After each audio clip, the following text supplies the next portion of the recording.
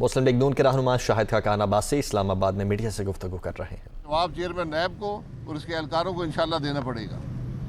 और सिर्फ ये नहीं है, पंजाब की एंटी करप्शन डिपार्टमेंट भी आज उसके नोटिस भी आ रहे हैं। तो मैं पंजाब के एंटी करप्शन डिपार्टमेंट के एहलकारों को, उसके डीजी को, जो भी वो साहब हैं, आप कानूनी मामलात में आइन के अंदर मुदाखलत मत करें।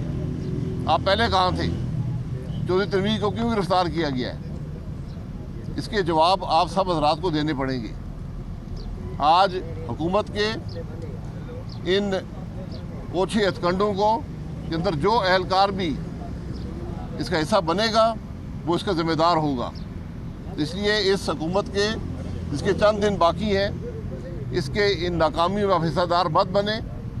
किसी गैर कानूनी हुक्म पर अमल करना आपके लिए भी गैर कानूनी अमल है, इस बात को याद रखें। इन बातों के जवाबात जो हैं वो इंशाल्लाह वक्त आने पर इन हिसाब से जो आज ये कोशिशें कर रहे हैं, ये इनसे इंशाल्लाह लिए जाएंगे। जनाब, क्या कहना है वज़ीर-ए-आज़म इमरान खान जो खिताबात कर रहे हैं, गालम गलौज जो धमकियों तक उतर रहे हैं, क्या समझते हैं कि आप वो खुद चाहते हैं कि मामला के साथ उनकी तरफ बढ़े?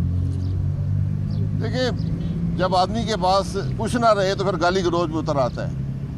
तो वज़ीर-ए-आज़म साहब तो पहले ही उतर आए हैं।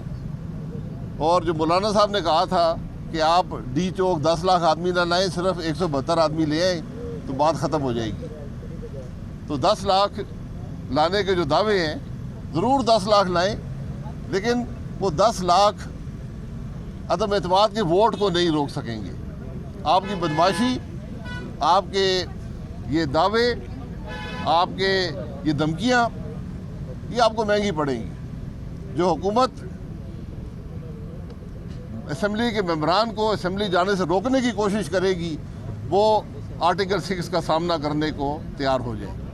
भाई साहब, अगर दाखिल नहीं होने दिया जाता मेंबरान पार्लियामेंट जो हुकूमती मेंबरान है, तो क्या स्ट्रेटजी है अपोजिशन के पास? किस तरह अपने नंबर पूरे किए जाएंगे? जिस माई के लाल में हिम्मत है वो असम्बली जाने से रोक के दिखा दे।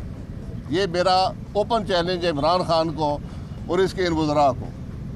हमारा हक है, अवाम की राय है, आज अवाम की आवाज़ है। अवाम की आवाज़ को जो रोकेगा उसको इंशाल्लाह सबक दिया जाएगा।